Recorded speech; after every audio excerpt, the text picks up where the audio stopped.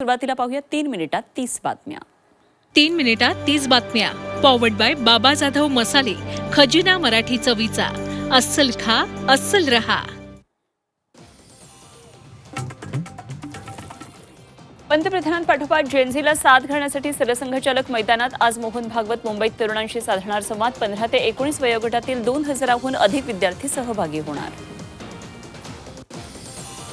काँग्रेस जनता पार्टीच्या संभाजीनगरमधल्या बैठकीचा आज दुसरा दिवस. पत्रकार परिषद घेऊन पुढच्या वाटचालीबाबत माहिती देणार.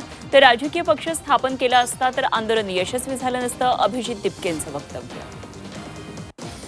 देशभरातील तरुण आंदोलकांकडून राहुल गांधींची भेट. मुंबईत पोलिसांना भेटणारी रिया अहिरही भेटीला. आंदोलकांच्या पाठीशी ठामपणे उभं राहण्याचा राहुल गांधींचा निर्धार. डिलिमिटेशन बिलावर चर्चा करण्यास एकमत झालं तर संसदेचं कामकाज 3 दिवस वाढण्याची शक्यता. चर्चेसाठी अधिवेशन 16 ते 18 ऑगस्टपर्यंत वाढू शकतं. मुंबईतल्या महापौर बंगल्याचा वादग्रस्त टेंडर अखेर मागे. प्रशासकीय कारण देत टेंडर रद्द. राणीच्या बागेऐवजी महापौर बंगल्याचा चुकून उल्लेख. रितू तावडे यांचा दावा. कपिल सिब्बल यांनी मांडलेला युक्तिवाद चुकीचा. आमचे वकील खरी बाजू मांडतील. शिवसेना नेते राहुल शेवाळे यांची प्रतिक्रिया. गुंगे गुडियावरून निर्माण झालेल्या वादात संजय राऊतांची उडी. हा शब्द असंवैधानिक नसल्याचा दावा. तर राऊत ढोंगी गुड्डा सत्ताधाऱ्यांचा पलटवार.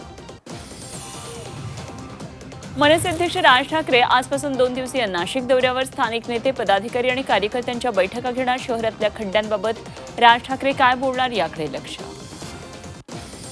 पालघरमध्ये मनसेची अंतर्गत गटबाजी चव्हाट्यावर. 2 गटात हाणामारी. माजी शहर अध्यक्ष आणि जिल्हा प्रमुखांना मारहाण झाल्याचा आरोप.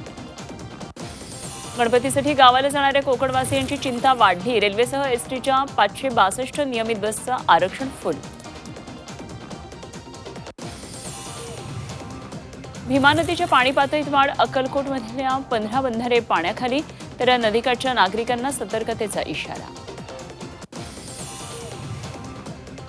येरवडा कारागृहाबाहेर वाढदिवस साजरा करणं अंगलट. तरुणाला येरवडा पोलिसांकडून अटक. कारागृहाबाहेर पोट्यानं कारवाई. पीडितेच्या वडिलांच्या मागणीची दखल घेतली नाही. दिशा सालियान मृत्यू प्रकरणात हायकोर्टानं मुंबई पोलिसांना फटकारलं.